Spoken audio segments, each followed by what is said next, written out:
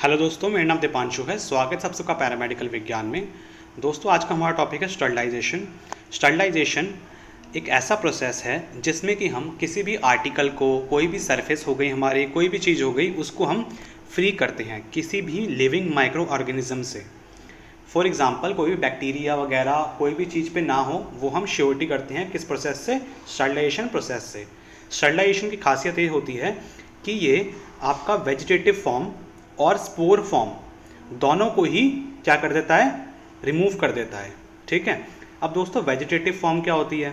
तो vegetative form वो होती है यानी कि एक्टिव फॉर्म। जैसे कि फॉर एग्जांपल बैक्टीरिया, तो उसकी रिप्रोडक्टिव फॉर्म, एक्टिव फॉर्म, जिस फॉर्म में वो इन्फेक्शन कॉज कर सके उसको किल करेगा।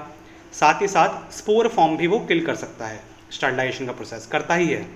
ठीक है। तो स्पोर फॉर्म हमारी कौन सी होती है? स्पोर फॉर्म मतलब कि वो वाली फॉर्म्स कि बैक्टीरिया जो होते हैं, फॉर एग्जांपल कुछ टाइम के लिए अगर वो स्टेज में नहीं है तो अपने ऊपर एक लेयर बना लेंगे। ठीक है। स्पोर्स वाली लेयर बना लेंगे, जिससे क्या होगा, वो एक्टिव तो नहीं होंगे लेकिन वो बाद में इन्फेक्शन कॉज कर सकते हैं। तो उसको हम बोलते हैं स्पोर वाली फॉर्म। ठीक है। तो स्पोर फॉर्म को मैं और डिटेल में किसी लेक्चर में समझा दूंगा। ठीक है। तो ये दोनों जो फॉर्म हैं, ये दोनों की दोनों फॉर्म ही आपका जो स्टरलाइजेशन वाला प्रोसेस है वो रिमूव कर देता है। ठीक। अब हम बात करते हैं डिसइंफेक्शन की। ठीक है। तो दोस्तों, जो डिसइंफेक्शन होता है, इसमें हम डिस्ट्रक्ट करते हैं या और रिमूव करते हैं सारे माइक्रो ऑर्गेनिज्म को। ठीक है। लेकिन सिर्फ और सिर्फ वेजिटेटिव फॉर्म। ठीक है। सिर्फ और सिर्फ वेजिटेटिव फॉर्म ही इसमें रिमूव होगी, किल होगी। ठीक है। आपकी स्पोर फॉर्म इसमें रिमूव नहीं होगी। ठीक है। क्योंकि डिसइंफेक्शन से आपका कुछ स्पोर फॉर्म्स आपकी बच जाती हैं बैक्टीरियाज की या फिर कुछ माइक्रो ऑर्गेनिजम्स की। तो इस वजह से डिसइंफेक्शन जो है वो सिर्फ और सिर्फ आपका वेजिटेटिव फॉर्म को किल करने के लिए ही इस्तेमाल करा जाता है। अब हम बात करते हैं एंटीसेप्सिस की। एंटीसेप्सिस देखो क्या होता है। एंटी मतलब होता है अगेंस्ट, और सेप्सिस मतलब होता है इन्फेक्शन। ठीक है। ब्लड के अंदर या फिर बॉडी के अंदर। तो हमारा इस इन्फेक्शन से बचने के लिए प्रिवेंशन ऑफ इन्फेक्शन, ठीक है, by inhibiting the growth of micro organisms. हम माइक्रो ऑर्गेनिजम्स की क्या करेंगे? ग्रोथ को हम क्या करेंगे? इनहिबिट कर देंगे। ठीक है। ताकि वो आपको वुंड्स में या फिर टिश्यूज़ में जहाँ पे भी उस बैक्टीरिया आपका इन्वेड करता है, वो आपका माइक्रो ऑर्गेनिज्म आपकी बॉडी में इन्वेड ना करे। तो उस प्रोसेस को हम क्या बोलते हैं? एंटीसेप्सिस या फिर एंटीसेप्टिक्स। ठीक। तो ये कुछ जनरल टर्म्स थी। अब हम दोस्तों बात करते हैं स्टरलाइजेशन के मेथड्स के बारे में। तो स्टरलाइजेशन के टोटल 2 मेथड्स होते हैं। पहला है हमारा फिजिकल मेथड और दूसरा है हमारा केमिकल मेथड। सबसे पहले हम बात करेंगे फिजिकल मेथड ऑफ स्टरलाइजेशन की। तो फिजिकल मेथड ऑफ स्टरलाइजेशन में आता है हमारा सनलाइट। ठीक है। तो दोस्तों, सनलाइट के बाद आता है हमारा drawing, dry heat. Dry heat में आता है हमारा फ्लेमिंग, इंसिनरेशन और हॉट एयर। ठीक है। फिर आता है हमारा मॉइस्ट हीट। ड्राई हीट और मॉइस्ट हीट टोटल आपका हीट के ही पार्ट है। ठीक है। हीटिंग करके ही करते हैं। मॉइस्ट हीट के बाद, मॉइस्ट हीट में आप बेसिकली आपका क्या आता है? पॉस्चराइजेशन, बॉइलिंग और स्टीम अंडर प्रेशर। ठीक। फिर आता है हमारा फिल्ट्रेशन, फिल्टर करके। फिल्ट्रेशन में आते हैं हमारे कैंडल्स, एस्बेस्टोस पैड्स और मेम्ब्रेन्स। कुछ मेम्ब्रेन्स का इस्तेमाल करके हम स्टरलाइजेशन करते हैं। फिर आता है हमारा रेडिएशन और लास्ट में हमारा आता है अल्ट्रासोनिक एंड सोनिक वाइब्रेशंस। ठीक है। तो ये सारे मेथड्स होते हैं हमारे फिजिकल मेथड स्टरलाइजेशन के। अब हम बात करते हैं केमिकल मेथड ऑफ स्टरलाइजेशन की। तो केमिकल मेथड ऑफ स्टरलाइजेशन में आता है हमारा अल्कोहल। अल्कोहल में आता है हमारा इथाइल अल्कोहल, आइसोप्रोपाइल अल्कोहल और ट्राइक्लोरोब्यूटेनॉल। दूसरा आता है हमारा एल्डिहाइड। एल्डिहाइड में जैसे कि आपका फॉर्मल्डिहाइड, ग्लूटरल्डिहाइड। ठीक है। फिर आता है हमारा डाइज। कुछ डाइज का इस्तेमाल करते हैं हम केमिकल मेथड ऑफ स्टरलाइजेशन में। डाइज के बाद आता है आपका हेलोजेंस। हेलोजेंस के बाद आता है आपका फिनॉल्स और कुछ सरफेस एक्टिव एजेंट्स होते हैं आपके, उसको इस्तेमाल करते हैं हम। फिर आता है हमारा मेटलिक सॉल्ट्स और आखिरी में आता है हमारा गैसेस।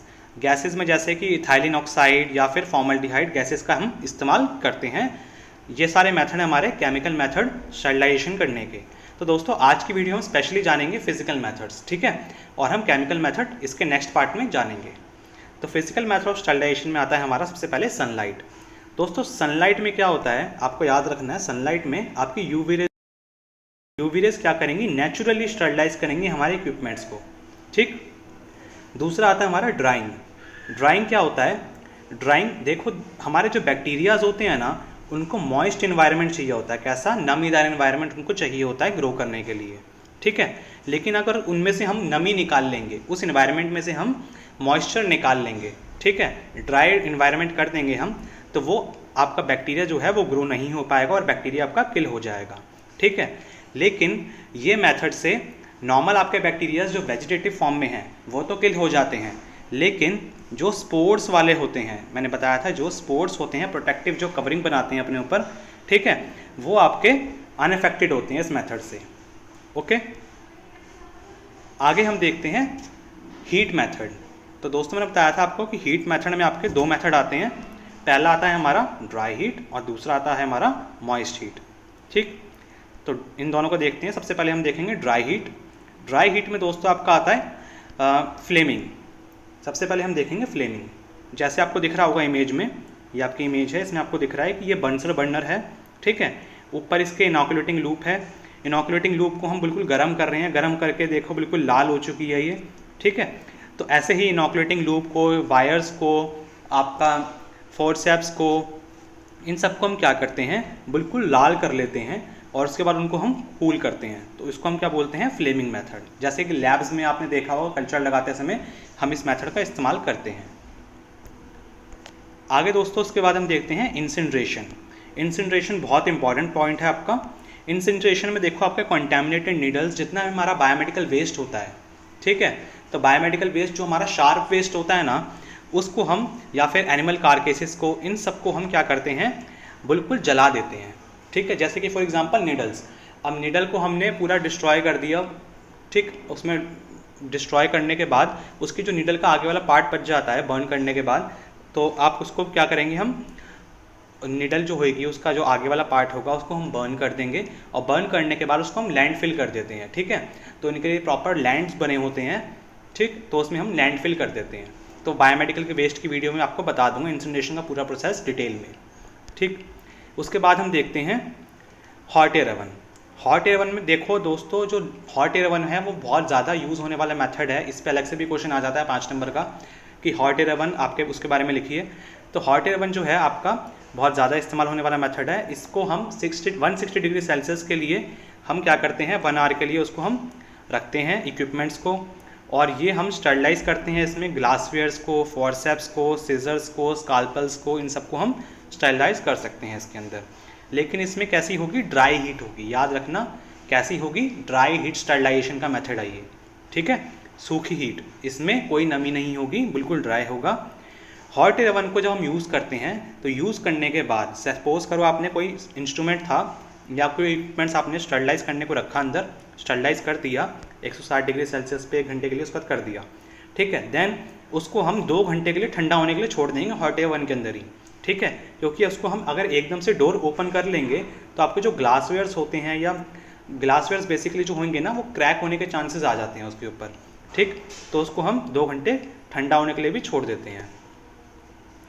उसके बाद नेक्स्ट मेथड आता है हमारा मॉइस्ट हीट मेथड।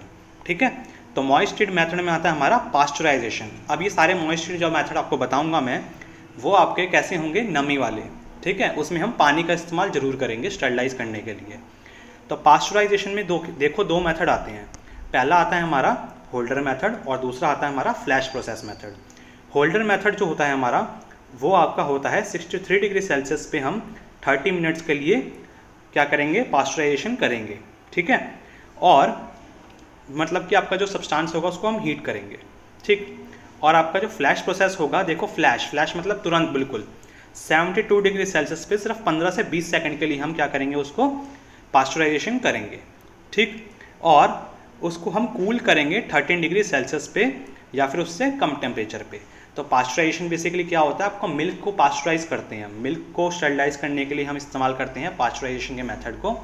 ठीक है, तो एकदम से हीट कर देना और उसके बाद उसको कूल कर देना। ठीक है, उसको हम क्या बोलते हैं, पास्चराइजेशन। नेक्स्ट आता है हमारा बॉइलिंग। तो दोस्तों घर में हम नॉर्मली क्या करते हैं, पानी वगैरह उबाल के पीते हैं गर्मियों में भी, या फिर सर्दियों में अब बोला जाता है कि पानी उबाल के पीना चाहिए, ठीक है। तो उबालने से क्या होगा, बॉईल करने से क्या होगा, जो भी आपके वेजिटेटिव बैक्टीरिया हैं, ठीक है, वो आपके इमीडिएटली किल हो जाते हैं 90 से 100 डिग्री सेल्सियस पे, अगर हम उसको 10 से 30 मिनट तक किसी चीज़ में पानी में उबालेंगे तो, ठीक है। तो जो भी इक्विपमेंट्स पे अगर आपका बैक्टीरिया वगैरह कुछ लगा हुआ है तो वो आपका डिस्ट्रॉय हो जाएगा, किल हो जाएगा 90 to 100 डिग्री सेल्सियस पे 10 से 30 मिनट के अंदर, ठीक है। अगर इसको हम और अच्छे से स्टरलाइज करना चाहते हैं तो उसमें हम 2% सोडियम बाइकार्बोनेट हम उसमें ऐड कर दें अगर पानी में, तो आपका बॉइलिंग जो होगी वो और ज़्यादा अच्छी होगी, ठीक है। यानी कि जो स्टरलाइजेशन होगा वो और अच्छे से होगा और आपके बैक्टीरिया जो हैं, जो आपके माइक्रो ऑर्गेनिजम्स हैं, वो और अच्छे से किल हो पाएंगे। नेक्स्ट देखते हैं इसके बाद हम दोस्तों ऑटोक्लेव। ऑटोक्लेव भी आपका बहुत इंपॉर्टेंट टॉपिक है, अलग से भी इस पे ऊपर वीडियो बनाऊंगा ऑटोक्लेव के ऊपर आपकी, कि ऑटोक्लेव को कैसे इस्तेमाल करा जाता है, कैसे यूज़ करते हैं। हमारा बेसिकली ऑटोक्लेव जो होता है वो आपका स्टीम अंडर प्रेशर, इस प्रिंसिपल पे काम करता है। स्टीम, ठीक है, अंडर प्रेशर, जैसे कि प्रेशर कुकर एक तरह का ये, ठीक है, हमारे हॉस्पिटल्स का एक प्रेशर कुकर है ये। तो लैब्स में आपका, ओटी रूम्स में, इन सब में आपका ये आपका ऑटोक्लेव इस्तेमाल होता है। इसमें क्या करेंगे हम, सैचुरेटेड स्ट्रीम जो होती है उसमें पेनिट्रेटिव पावर होती है, मतलब कि वो आपको जो बैक्टीरिया या फिर कोई माइक्रोऑर्गेनिज्म है वो सैचुरेटेड स्ट्रीम उसके अंदर भेज देगी उसको, जैसे सिरिंज आपके कोई वेन को इंसर्ट करते हैं तो उसको भेज देती है, ऐसे ही जो सैचुरेटेड स्ट्रीम है वो आपके माइक्रोऑर्गेनिज्म है उसको क्या करेगी, पेनिट्रेट कर देगी। आपका जो भी ओटी मटेरियल्स होते हैं, ड्रेसिंग्स होती हैं, आपके इक्विपमेंट्स हो गए, ठीक है, छोटे छोटे इंस्ट्रूमेंट्स हो गए, लैबवेयर्स हो गए, फार्मास्यूटिकल प्रोडक्ट्स हो गए, इन सबको स्टरलाइज करते हैं हम किस में, ऑटोक्लेव में। इसका जो टेम्परेचर होता है वो होता है 121 डिग्री सेल्सियस। 15 मिनट के लिए इसमें हम रखते हैं इक्विपमेंट्स को, ठीक है। आगे दोस्तों हम देखते हैं इसके बाद फिल्ट्रेशन। फिल्ट्रेशन क्या होता है, फिल्ट्रेशन आपका हेल्प करता है बैक्टीरिया को किल करने के लिए। जो भी आपके हीट लेबाइल लिक्विड्स होते हैं, हीट लेबाइल लिक्विड्स का मतलब क्या होगा कि ऐसे लिक्विड्स जिनको अगर हम हीट करेंगे तो वो ख़राब हो जाएंगे, ठीक, तो उनको हम क्या बोलते हैं, हीट लेबाइल लिक्विड्स। जैसे कि आपका कोई सीरम हो गया, शुगर सॉल्यूशन हो गया, या फिर एंटीबायोटिक्स वगैरह हो गई, इन सबको अगर हम हीट करेंगे तो वो ख़राब हो जाएंगे। तो इसको हम कैसे स्टरलाइज करेंगे, फिल्टर करके, ठीक है, फिल्ट्रेशन करके इसको हम क्या करेंगे, स्टरलाइज करते हैं। फिल्ट्रेशन में दोस्तों आता है आपका हमारा कैंडल फिल्टर्स। कैंडल फिल्टर्स आपका इस्तेमाल करा जाता है वाटर को प्यूरिफाई करने के लिए, इंडस्ट्रीज और ड्रिंकिंग यूज़ के लिए, ठीक है। एस्बेस्टोस फिल्टर्स, इसमें आपके डिस्पोजेबल्स होते हैं ये, और सिंगल यूज़ डिस्क होती है। एस्बेस्टोस फिल्टर्स में आपका कार्सिनोजेनिक प्रॉपर्टीज़ देखी गई है कि वो कैंसर कॉज करते हैं लोगों को, इस वजह से आप आजकल इसको इस्तेमाल नहीं करते हैं। और थर्ड नंबर पे आता है हमारा मेम्ब्रेन फिल्टर्स। मेम्ब्रेन फिल्टर्स जो होते हैं वो बेसिकली आपके सेल्यूलोज एस्टर से बने होते हैं, या फिर आपके कुछ और पॉलीमर्स होते हैं उनसे बने होते हैं। ये रूटीनली इस्तेमाल करे जाते हैं वाटर को प्यूरिफाई करने के लिए और उनको एनालिसिस करने के लिए, ठीक है, और उनको स्टरलाइज करने के लिए वाटर को, ओके। आगे हम देखते हैं लास्ट पॉइंट हमारा जो है रेडिएशन। दोस्तों जो रेडिएशन है, रेडिएशन में ये आपके दो टाइप हैं, दो तरीके से हम रेडिएशन से आपको स्टरलाइज करते हैं। पहला है हमारा आयोनाइजिंग और दूसरा है हमारा नॉन आयोनाइजिंग। दोस्तों जो आयोनाइजिंग रेडिएशन होता है मेथड, उसमें हम किसका इस्तेमाल करते हैं, गामा रेस का और हाई एनर्जी इलेक्ट्रॉन्स का, ठीक है। जबकि हम नॉन आयोनाइजिंग में इंफ्रारेड और यूवी रेस का इस्तेमाल करते हैं स्टरलाइज करने के लिए, ठीक है। तो दोस्तों ये हमारी फर्स्ट वीडियो थी स्टरलाइजेशन की, जिसमें हमने फिजिकल मेथड के बारे में पढ़ा। आगे हम देखेंगे नेक्स्ट पार्ट में केमिकल मेथड ऑफ स्टरलाइजेशन, जिसमें कि हम केमिकल मेथड से जो भी हमारे मेथड्स हैं, जो भी हमारे केमिकल्स हैं, उनसे हम कैसे स्टरलाइज करते हैं वो सब देखेंगे। वीडियो आपको अच्छी लगी हो, कुछ समझ में आया हो, वीडियो से कोई क्वेश्चन है हो आपका तो कमेंट बॉक्स में लिखिएगा, ठीक है। और वीडियो अच्छी लगी हो तो वीडियो को लाइक कर देना, चैनल पे पहली बार आए हो तो चैनल को सब्सक्राइब कर देना, नोटिफिकेशन बेल को ऑन कर देना। तो मिलते हैं नेक्स्ट वीडियो में, तब तक के लिए बाय बाय।